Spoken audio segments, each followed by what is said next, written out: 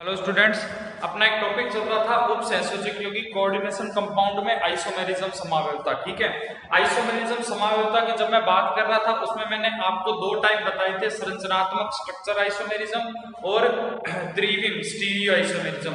जो संरचनात्मक थे उसके चार प्रकार बताए थे, आयनाइजेशन आयनन समावयवता, बंधन लिंकेज समावयवता, तीसरा था हाइड्रेट या जलयोजन समावयवता और चौथा था अपना उपसहसंयोजक समावयवता, जिसका वीडियो साफ नहीं आया था तो मैं चौथा टाइप डायरेक्ट आपको बता रहा हूं, उपसहसंयोजक समावयवता। उपसहसंयोजक इसी को बोलते हैं कोऑर्डिनेशन आइसोमेरिज्म, कोऑर्डिनेशन आइसोमेरिज्म। ठीक है, इस समावयवता के अंदर क्या होता है, मैंने आपको एग्जांपल में बताया था, एक तो इसमें दो बड़े ब्रैकेट होंगे। मेन बात, पीछे वाला हमेशा नेगेटिव होगा, आगे वाला हमेशा पॉजिटिव होगा या न्यूट्रल भी हो सकता है।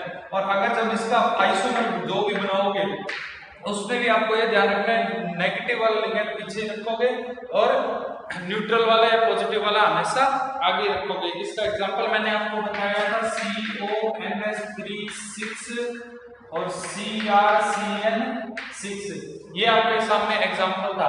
अब इसका मैं ना कोऑर्डिनेशन आइसोमर बनाना चाहता हूं, तो इसमें आप ये भी बोल सकते हो कि इसमें लिगेंड का आदान प्रदान होता है दोनों मेटल में। अगर मैं लिगेंड का यहाँ पे आदान प्रदान करूं तो भी मेरे कोई दिक्कत नहीं होनी चाहिए। यहाँ पे देखो, आप क्या करना, सिर्फ CO के साथ में आपको क्या लगाना है, Cr के साथ में आपको लगाना है NS3, ठीक है, और CO के साथ में आप क्या लगा दोगे, CN6। बस मैं ये कह रहा हूं कि नेगेटिव वाले लिगेंड को हमेशा पीछे लिखना, इससे आगे। अब चाहे आप इसे लिगेंड का आदान प्रदान बोल दो, चाहे मेटल का आदान प्रदान बोल दो, आपकी मर्जी। बुक के में दिया हुआ है जैसे लिगेंड का आदान प्रदान, तो अपन उसके अकॉर्डिंग बोल सकते हैं लिगेंड का आदान प्रदान। फिर मैंने कहा था आपको इसका IUPAC नाम लिखना है। IUPAC नाम कैसे लिखेंगे, देखो सीधी सी बात है, इसका नाम हो जाएगा hexaammine chromium oxidation state, hexacyano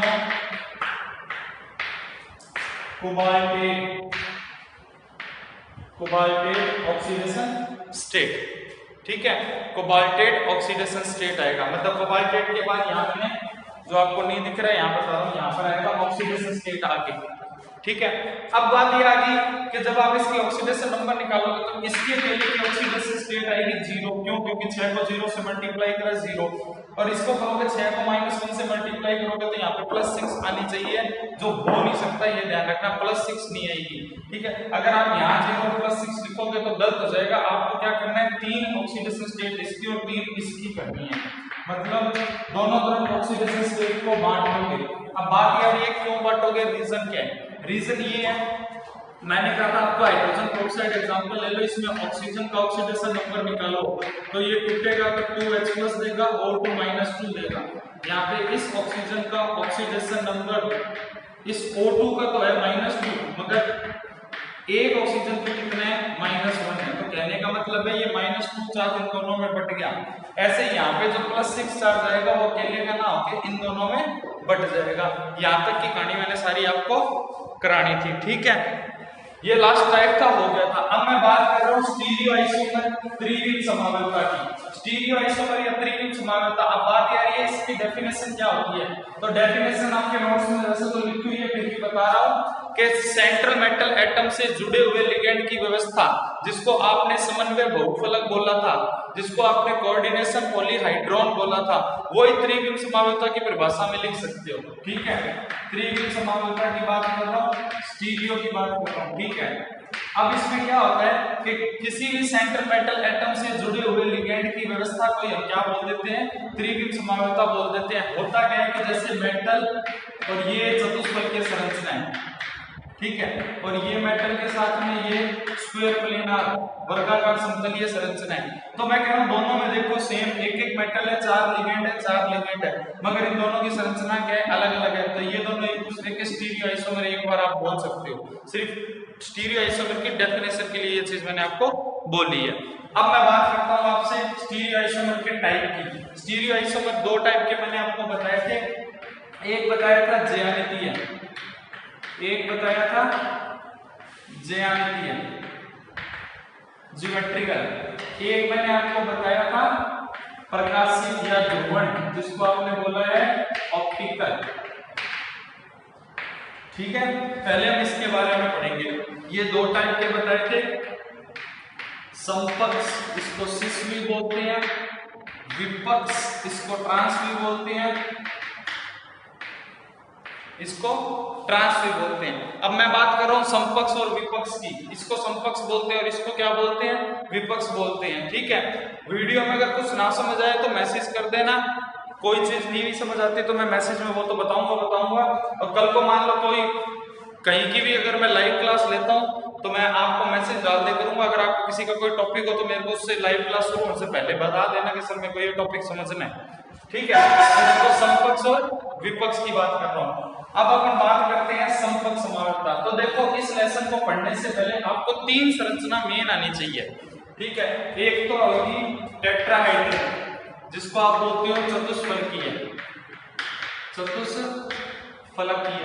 ठीक है, चतुष्फलकीय में क्या होता है, ये मेटल है, ये लिगेंड है, ये लिगेंड है और ये लिगेंड है। ठीक है, एक होती है आपकी वर्गाकार समतलीय, जिसको आप बोलते हो स्क्वायर प्लेनार। ठीक है, इसमें क्या होता है, ये मेटल है, ये लिगेंड है, ये लिगेंड है, ये लिगेंड है और ये लिगेंड है। फिर आपके पास क्या होता है, वर्गाकार के बाद होती है अष्टफलकीय। अष्टफलकीय, अष्टफलकीय को हम OH से लिखते हैं, ऑक्टाहेड्रल इसको हम बोलते हैं इंग्लिश में। ठीक है, OH से। ठीक, अब इसकी स्ट्रक्चर के अंदर आप बात करेंगे तो इसकी स्ट्रक्चर ऐसे लगती है कि आपको देखो एक मेटल ये है और इससे 6 अपने क्या जुड़े हुए हैं, लिगेंड जुड़े हुए हैं। ठीक है, स्ट्रक्चर को समझना आसान है। ठीक है, स्क्वायर प्लेनार में तो क्या होता है, सेंट्रल मेटल है, सेंट्रल मेटल के इधर लिगेंड है, इधर लिगेंड, इधर एक लिगेंड और इधर एक लिगेंड, चारों को आपस में आप जोड़ के देखो। स्क्वायर प्लेनार का मतलब समतल होगा, ऊपर और नीचे से ये क्या होगा, आपको बराबर दिखेगा। अष्टफलकीय ऑक्टाहेड्रल में क्या होता है कि स्क्वायर प्लेनार तो होता ही है, एक लिगेंड ऊपर होगा और एक तल से नीचे की तरफ होगा। ठीक है, अगर मैं चारों लिगेंड से इस लिगेंड को बांधूं तो एक झोपड़ी सी बन जाएगी, ऐसे ही चारों लिगेंड से नीचे वाले लिगेंड को बांधूं तो एक झोपड़ी बन जाएगी। इसको अपन बोलते हैं अष्टफलकीय ऑक्टाहेड्रल। ठीक है, आपको ये चार स्ट्रक्चर के नाम पता होने चाहिए सिस और विपक्ष, सिस और ट्रांस आइसोमेरिज्म देखने के लिए। ठीक है, अब देखो सिस और ट्रांस होता क्या है। मैं पहले 11वीं की बात कर रहा हूं, आपने एल्कीन पढ़ा हुआ है। ठीक है, आपने एल्कीन पढ़ा हुआ है। ठीक है, इस एल्कीन में से अगर मैं एक H को हटा के CH3 लगा दूं और इस एल्कीन में से भी एक H हटा के मैं CH3 लगा दूं तो इसको मैं ऐसे लिख सकता हूं C डबल बॉन्ड C, दोनों H इस साइड, दोनों CH3 इस साइड।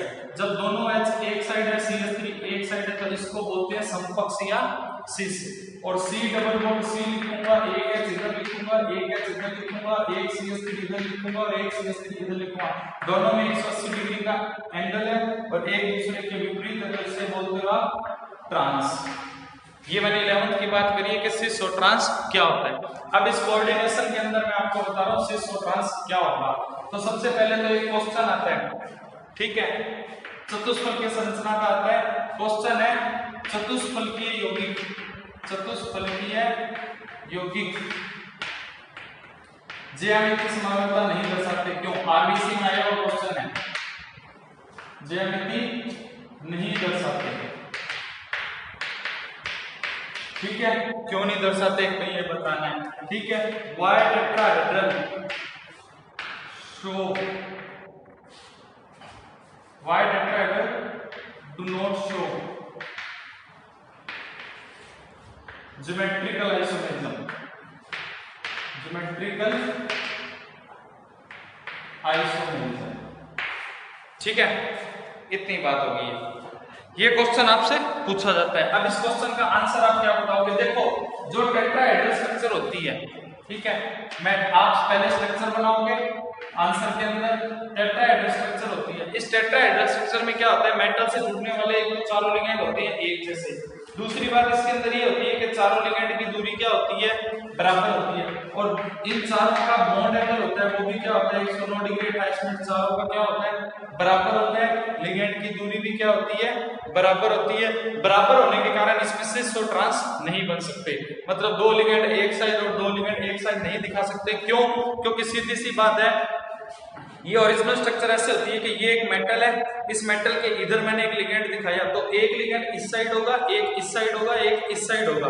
तीन टांगे मान लो, एक आगे की साइड है, एक इधर है और एक इस साइड है और एक ऊपर की साइड है, ठीक है। मतलब चारों डायरेक्शन अलग अलग आ रही है, जिसके कारण इसका सिस और ट्रांस नहीं बनता। ये क्वेश्चन है और ये जो मैंने आंसर बोल के आपको बताया ना, वही आंसर आपको बताने के। एक तो इसमें बॉन्ड एंगल सबका समान होता है, एक इसमें लिगेंड की दूरी क्या होती है, बराबर होती है। इतनी ही लाइन, 3 लाइन का आंसर है, स्ट्रक्चर बना के बतानी है। 1 नंबर का क्वेश्चन आया हुआ, ठीक है। उसके बाद मैं बात करता हूं वर्गाकार समतलीय, वर्गाकार समतलीय स्ट्रक्चर की, जिसको हम बोलते हैं स्क्वायर प्लेनार, ठीक है। अब स्क्वायर प्लेनार का होता क्या है कि देखो ये मेटल है, इस मेटल के साथ में 4 लिगेंड हमको जोड़ने, जिसकी पोजीशन है 1 नंबर, 2 नंबर, 3 नंबर और 4 नंबर, ठीक है। इसमें सिस पोजीशन कौन कौन सी होती है, पहले आपको ये बताना है सिस कौन सी होती है। तो देखो 1 और 2 पे सेम लिगेंड होंगे तो वो सिस होगी, 2 और 3 पे अगर सेम लिगेंड होंगे तो वो भी सिस होगी, 3 और 4 पे सेम लिगेंड होंगे तो वो भी सिस होगी, और 1 और 4 पे सेम लिगेंड होंगे तो वो भी सिस होगी, ठीक है। इसमें ट्रांस कौन सी होती है, इसमें ट्रांस होती है 2 और 4 अगर एक दूसरे के अपोजिट है, 180 डिग्री का एंगल है तो ट्रांस, 1 और 3 एक दूसरे के अपोजिट है तो ट्रांस होगी। टोटल आइसोमर स्ट्रक्चर कितनी बन रही है, 6, जिसमें से सिस कितनी बन रही है, 4, ट्रांस कितनी बन रही है, 2। ये टोटल वाला क्वेश्चन तो ऑब्जेक्टिव टाइप में पूछते हैं, एक फॉर्मूला दे देंगे, पूछेंगे बताओ इसके कितने स्टीरियो आइसोमर बनेंगे, तो आपको बताने होंगे 4 बनेंगे, 6 बनेंगे, 5 बनेंगे, तो लगभग 6 ही आंसर होता है इसके अंदर, ठीक है, क्योंकि जिसका सिस बन रहा है उसका ट्रांस बनेगा। आगे बात समझ में, मेटल के साथ सिर्फ मैंने आपको पोजीशन बताई है। अब मैं आपको इसका एक एग्जांपल देके बता देता हूं, ठीक।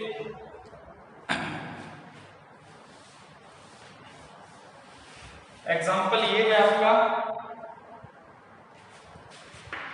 PTNS32 Cl2, PTNH32 Cl2। तो देखो यहाँ पे PT है, 2 NH3 आपने जोड़ने, आपने 2 NH3 यहाँ जोड़ दिए, 2 Cl यहाँ जोड़ दिए, तो ये तो बन गया सिस।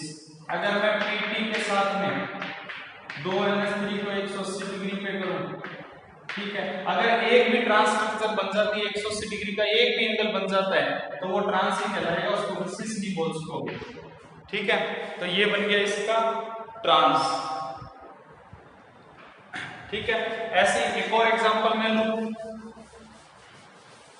एक एग्जांपल और देख लो, PTNS32 ClBr। इसका एग्जांपल लो तो देखो PT 2 NH3 एक साथ, Cl और Br अलग अलग, ठीक है। तो जो पहले वाली स्ट्रक्चर थी उसको मैं बोल सकता हूं Na2B2, ठीक है, जो पहला एग्जांपल बताया। इसको मैं ये भी बोल सकता हूं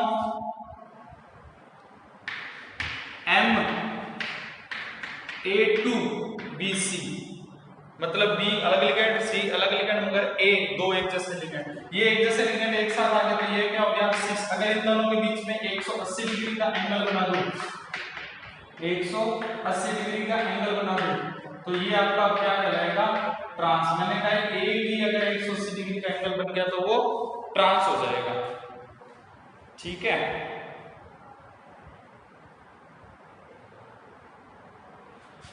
उसके बाद आता है MAB2। MAB2 टाइप ऐसे होता है कि अगर आपका लिगेंड द्वितंतुक हो, अगर आपका लिगेंड क्या हो, द्वितंतुक हो, तो देखो MAB2 आपका लिगेंड ऐसा हो, द्वितंतुक हो, तो ये कैसे बनेगा, ठीक है।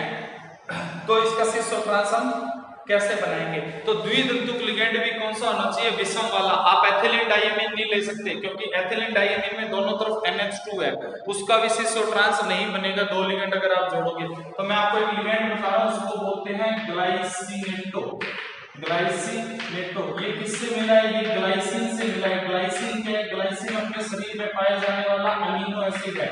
सबसे पहला अमीनो एसिड जो खोज किया गया था वो कौन सा था, ग्लाइसिन था, ठीक है। 20 प्रकार के अमीनो एसिड शरीर में होते हैं, जिसमें से ग्लाइसिन मेन है। सबसे फर्स्ट अमीनो एसिड कौन सा है? ग्लाइसिन है। अब बात यह है ग्लाइसिन की स्ट्रक्चर क्या होती है, ठीक है। तो ग्लाइसिन की स्ट्रक्चर होती है CH2 फॉर्मूला CH2COOH और यहाँ पर होता है NH2, ठीक है। ग्लाइसिन की स्ट्रक्चर मैं बता रहा हूँ। एक चीज और बता रहा हूँ, ये ग्लाइसिन में ये होता है एसिडिक और NH2 आपका होता है बेसिक, क्योंकि इसमें नॉन पेयर है। ये क्षार की तरह व्यवहार करेगा, ये अम्ल की तरह व्यवहार करेगा।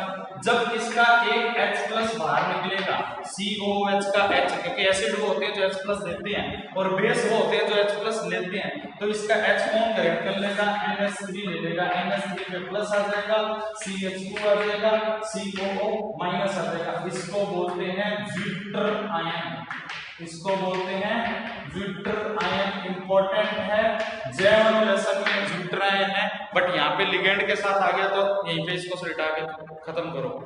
आगे बात समझ में? ये होता है ज्विटर आयन। ज्विटर आयन का भी क्वेश्चन तुम्हारे आए हुए, दैनिक जीवन में रसायन में भी आए हुए, जैव अणु में भी आए हुए और इस लेसन में भी आया। 3 बार क्वेश्चन आएगा, इसीलिए मैंने यहाँ पे हाथ बता दिया, ठीक है। और जब इसका H+ त्यागते हैं तो इसको अपन बोलते हैं ग्लाइसिनेटो, ठीक है। ग्लाइसिनेटो को हम कैसे लिखते हैं कि एग्जांपल ले रहा हूं, PT ग्लाइसिन को लिखते हैं Gly से और 2, ये एग्जांपल है इसका। तो देखो PT के साथ में यहाँ पे क्या करा आपने? ग्लाइसिन लगाना है। PT के साथ में यहाँ भी आपको क्या करना है? ग्लाइसिन लगाना है। ग्लाइसिन को मैं ऐसे लिखूंगा CO CH2 NH2 की जगह NH लिख दिया, ठीक है। क्लियर? ठीक है, क्योंकि नाइट्रोजन के 3 बॉन्ड करने हैं, 3 बॉन्ड पूरे कर दिए। बुक में थोड़ा गलत दिया हुआ है, इसको NH2 लिखा है वो नहीं होगा। ऐसे मैं यहाँ पे लिख दूं OCO CH2 NH। तो अब देखो ये दोनों NH एक साइड, ये O एक साइड, तो ये स्ट्रक्चर क्या कहलाएगी? सिस। अगर मैं इसको स्टेबल रखूं और इस एक को पलट दूं, इस एक को मैं पलटूंगा तो देखो PT